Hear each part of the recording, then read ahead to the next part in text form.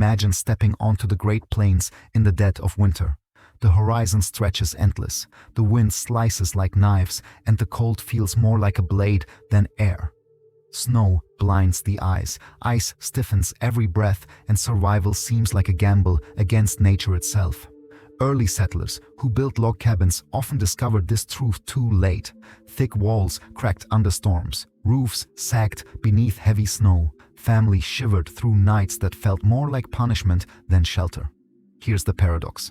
Native American families, with nothing but poles and hides, created homes that not only survived brutal winters but made them livable. No thick timber, no modern insulation, no endless stacks of firewood. Just a cone-shaped shelter raised in less than an hour that held warmth like a living organism. Doesn't that sound impossible? A fragile fabric tent outperforming cabins of solid wood? And yet, history shows it worked. Settlers sometimes froze inside heavy cabins, while in a teepee, children and elders slept safely near the fire. Smart move, right? The secret was never brute force. It was design. Cabins fought the storm head-on, teepees danced with it. Their cone shape shed wind instead of resisting it. Hides tightened with rain instead of leaking. Central fires breathed fresh air instead of choking smoke. Picture the daily struggle for fuel. Firewood was scarce on the open plains. Dragging heavy logs across frozen miles was exhausting. Cabins demanded constant feeding, huge piles of wood just to keep frost from creeping in. Meanwhile, a Tipi family could thrive on 1/10 that amount. 1/10. Think about that. The difference between survival and starvation, but survival wasn't just about fuel. It was about spirit. Inside a cabin, the wind battered walls, cracks echoed above, and collapse felt one storm away. Inside a teepee, the fire hummed softly. Hides glowed with warmth, and smoke flaps whispered as they shifted with the breeze. Children curled beside elders, wrapped in furs, safe in the circle of the flame. That comfort wasn't just physical, it was emotional strength against the winter's assault. Here's the catch. What looked primitive was, in fact, advanced. The teepee was less a shelter and more a climate system engineered through generations. It wasn't simply a tent. It was a living balance of air, fire, and form. Stay with me. Because the weird part isn't just that teepees worked, it's how they worked. In the next part, we'll step inside this shelter and uncover the science that turned animal hides and wooden poles into a microclimate of survival. Step inside the teepee for a moment.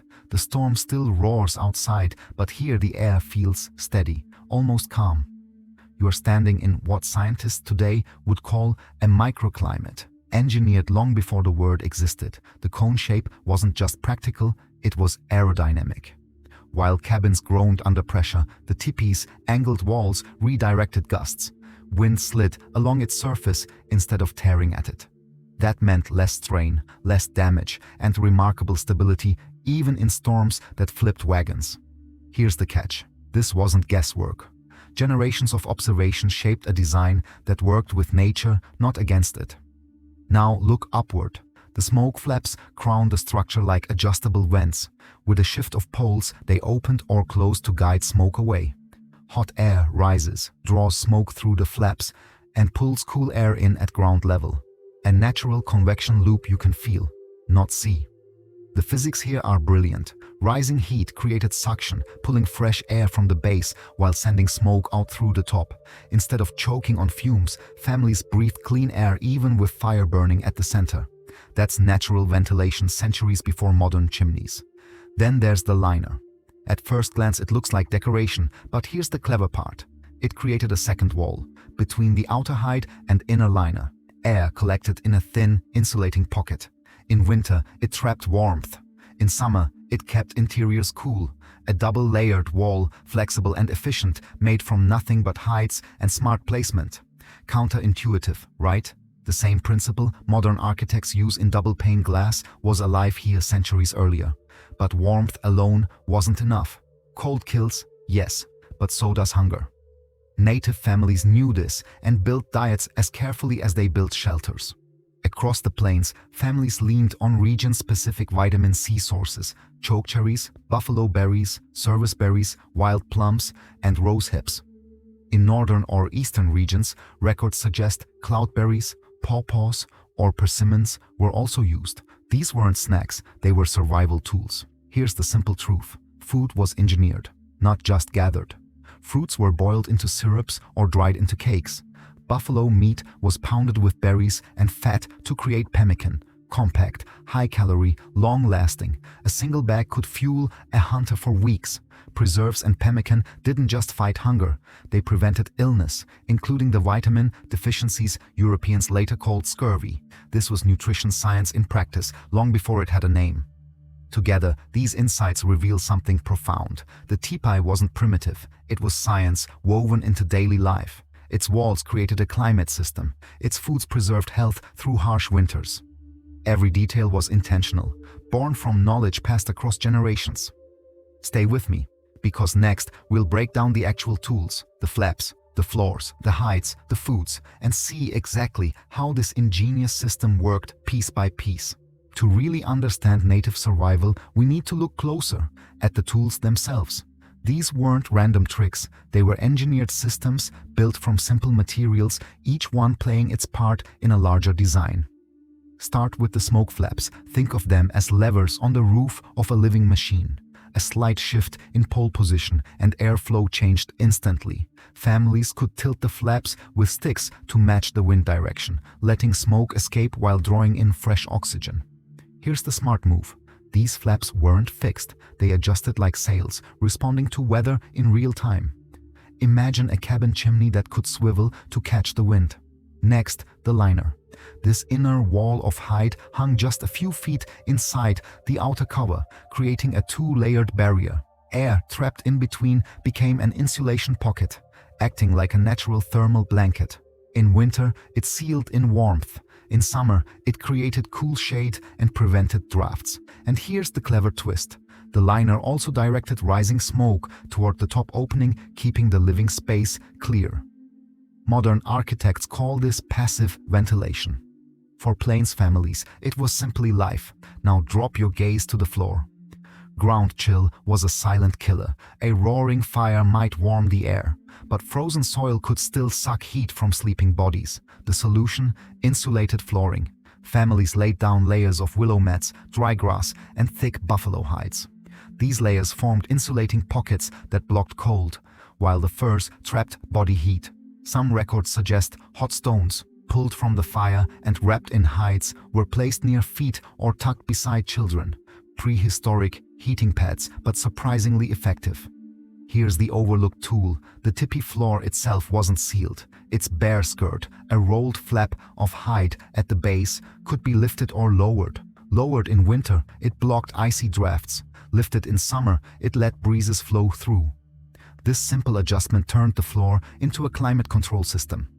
And survival wasn't only about warmth. Food had to last through months of snow when hunting was risky and plants lay dormant. Enter pemmican, the ultimate survival ration. Buffalo meat was dried, pounded into powder, then mixed with rendered fat and berries. The result? A high-calorie, nutrient-rich block that stayed edible for months, sometimes years. Historical accounts note that a pound of pemmican could deliver about 2,500 to 3,000 calories, dense energy that kept hunters going for days. Explorers later relied on pemmican for Arctic expeditions, but it was native innovation first. Beyond pemmican came wild preserves. Chokecherries were boiled into thick syrups. Rose hips became jams packed with vitamin C. Buffalo berries and service berries were dried or mashed into cakes. Each preparation was more than food. It was medicine against deficiency and disease. Here's the kicker. These preserves didn't just prevent hunger, they carried cultural memory with recipes passed down as carefully as stories. And don't forget the sweet side. Records suggest tribes prepared pawpaw cakes, persimmon pudding, or wild plum preserves depending on their region. These weren't luxuries, they were morale boosters during long winters. Think of them as psychological tools as much as nutritional ones. A bite of sweet fruit in January wasn't just calories, it was hope. Together, the smoke flaps, liners, flooring, and preserved foods came together as a complete toolkit. Each solved a different problem: air, heat, nutrition, comfort. But they worked like gears in a clock. And here's the efficiency kicker. A teepee required only 1/10 the firewood of a log cabin, yet delivered more stable warmth. That wasn't luck, it was refined design. Here's the part modern science still admires: efficiency. Every hide, every flap, every berry served multiple roles. Nothing was wasted, nothing extra was needed. This was engineering in its purest form, function refined by necessity, tested by survival, perfected by time. Stay with me, because the tools only matter if they're used well. In the next part we'll step into daily life. How fast could a family pack and move a teepee? How did they arrange their beds around the fire? How did they forage responsibly without exhausting the land? That's where the story becomes practice. Tools are clever, but the real magic comes when people use them. Knowledge only matters when it's lived day after day, season after season. Take the teepee itself. A well-practiced family could raise one in under an hour, 30 to 60 minutes. That's all it took to turn bare ground into a weatherproof home. First, poles were arranged in a tripod, then others leaned in sequence, like ribs forming a skeleton. Hides were wrapped, seams tied, and the smoke flaps set at the crown. Quick, efficient, and ready before the storm rolled in. Compare that with weeks of sawing and stacking logs for a cabin. Big difference, right? But building was only half the story. Plains families lived with the buffalo, which meant movement was constant. When the herd shifted, camps followed. In less than an hour, the same teepee could be broken down, packed onto 2 horses, and hauled across miles of prairie. Picture that. An entire home folded into a bundle, ready for the trail. A mobile architecture system centuries before trailers or RVs. Here's the smart trick: the bear skirt. This rolled flap at the tipi's base wasn't decoration. Families adjusted it daily, lowering it in winter to seal out icy drafts, then raising it in summer to invite breezes. Think of it as a thermostat you controlled with your hands. Inside, life revolved around the fire pit. Beds were arranged in a circle, with elders and children closest to the warmth. Adults often slept on the outer ring, forming a protective barrier and sharing body heat inward. One observer described it as a family-shaped furnace. Strange image, but surprisingly accurate. Managing smoke was another daily task. The smoke flaps at the peak shifted with the wind, sometimes several times a night. Someone, usually adults rotating duty, kept watch, nudging the poles, adjusting the draft. Here's the catch. This wasn't busy work, it was survival. A well-set flap meant a steady draft, a safe fire, and a breathable room. Foraging and food storage were just as practical. Families followed the seasons. Spring brought wild plums and rose hips. Summer meant service berries, chokecherries, and buffalo berries. Autumn was the time to prepare pemmican, when buffalo hunts provided fat and lean meat in abundance. Winter was lean, but thanks to careful planning, shelves of dried cakes, syrups, and hides of pemmican carried them through.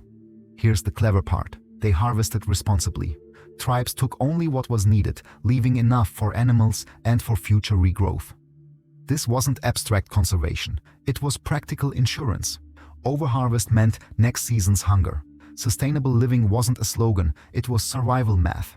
Work was shared across the family. Women often prepared hides, sewed liners, and crafted pemmican. Men hunted, hauled poles, and cut firewood.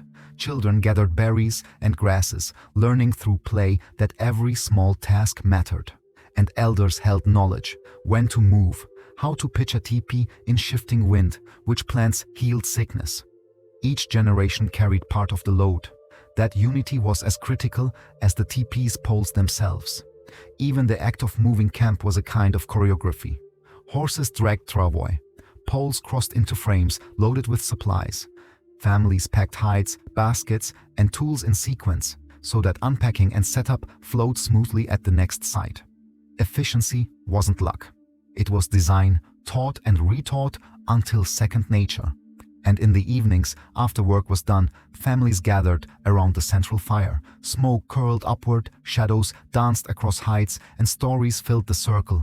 Those stories weren't just entertainment, they carried memory, lessons about which berries to pick, which wines signaled storms, how to live lightly on the land. Here's the overlooked truth: behavior was as important as tools. The teepee worked because families used it wisely, maintained it daily, and respected the land that made it possible.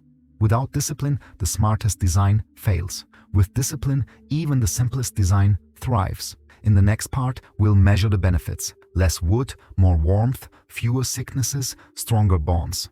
Numbers and stories together. Proof that this wasn't just survival, but a model of sustainable living. So what did all this effort achieve? Why did these systems matter beyond simple survival? Let's count the gains. First, efficiency. A teepee used just 1/10 the firewood of a log cabin. Think about that. While settlers chopped endlessly, hauling heavy logs through snow, native families kept warm with smaller fires, carefully tended. Less labor, less strain, more time for living. Smart economy, right? Second, warmth itself. The cone shape shed wind like water off stone. The liner held heat where it mattered, near people, not wasted at the roof. Records suggest the interior stayed comfortable even when outside plunged below -40. That isn't luck, that's physics. Nutrition played its part too. With pemmican, chokecherry syrups, and rosehip preserves, families carried vitamin C into months when fresh plants were impossible. Scurvy crippled sailors on global voyages. Yet here, long before, indigenous science solved the same problem with wild berries and dried meat. Weird twist. While ships at sea rotted from lack of fruit, teepee families on the plains stayed strong, but the benefits went deeper than bodies. The teepee fostered community. Sleeping in a circle around the fire wasn't just practical, it was bonding. Children listened to elders tell stories, learning values and history at the same time they stayed warm. Each flame carried memory as much as heat. Here's the overlooked benefit: resilience. By moving lightly, families didn't exhaust one place. They spread pressure across the land, giving prairies time to recover. Contrast that with settlers stripping forests for cabins and leaving scars that lasted generations. Teepees left rings of stones, not deserts of stumps. Social health mattered too. Every task, sewing liners, tending fires, drying meat, was shared. No one survived alone. That cooperation built trust, the kind that bound tribes into strong networks. In storms, in hunts, in migration, unity was as critical as hides or poles. And perhaps most remarkable, the design still inspires today. Architects study teepee airflow to model passive ventilation. Sustainability experts cite their efficiency as benchmarks. Modern housing rarely reaches. In a world struggling with energy waste, the old ways remain startlingly ahead. Here's the final catch. Benefits weren't temporary. They echoed across generations. Health, knowledge, resilience, and culture passed down together. The teepee wasn't just a shelter, it was a framework for living that turned scarcity into abundance, danger into security, isolation into belonging. In the final part, we'll step back. Beyond warmth, food, and wood, what does this heritage teach us today? The message isn't just about survival, it's about wisdom. Indigenous science as a cultural treasure we cannot afford to lose. Step back for a moment. What does all of this, smoke flaps, pemmican, fire circles, really mean? It's more than clever design. It's culture written in shelter, food, and firelight. Every teepee stood as both home and teacher. Its circle taught equality, no corners, no hierarchy. Every face turned inward. Its fire carried stories that preserved identity as much as heat preserved life. Its movement across the plains echoed a truth modern society often forgets. Life is not fixed, it flows. Here's the powerful irony. What outsiders once dismissed as primitive was, in reality, advanced science woven with tradition. The teepee anticipated sustainable design centuries before the word existed. Passive ventilation, modular architecture, renewable materials, ideas we celebrate today were daily practice then. Think about it. While cabins consumed forests, teepees conserved them. While settlers faced scurvy, native families prevented it with wild berries. While modern homes trap us in bills and waste, teepees gave freedom, mobility, and resilience. Who was really behind and who was ahead? But this isn't just history. These lessons belong to the present. Architects now study teepees to inspire low-energy buildings. Ecologists cite foraging practices as models for sustainable harvesting. Communities seeking resilience look back to systems that balanced people and land instead of breaking them apart. Here's the catch. We risk losing this knowledge. Colonization, displacement, and stereotypes reduced indigenous wisdom to footnotes. Yet, in every preserved story, in every elder's teaching, the knowledge survives. waiting to guide us again. And that leads us to the final message. Preserving Native American knowledge isn't nostalgia, it's necessity. In a world facing climate extremes, resource scarcity, and fractured communities, we need solutions tested by centuries of real survival. So let's honor it, not as a relic, but as a living guide. Let's see the tipi not as a museum piece, but as a blueprint for homes that breathe with the wind. Let's taste pemmican and berry preserves, not only as heritage foods, but as reminders of resilience. The call is simple yet urgent. Preserve Native American knowledge. Live sustainably with nature, because survival is not only about beating the cold, it's about building a future where warmth, community, and respect for the land go hand in hand. And that wisdom, ancient yet timeless, is one we cannot afford to forget.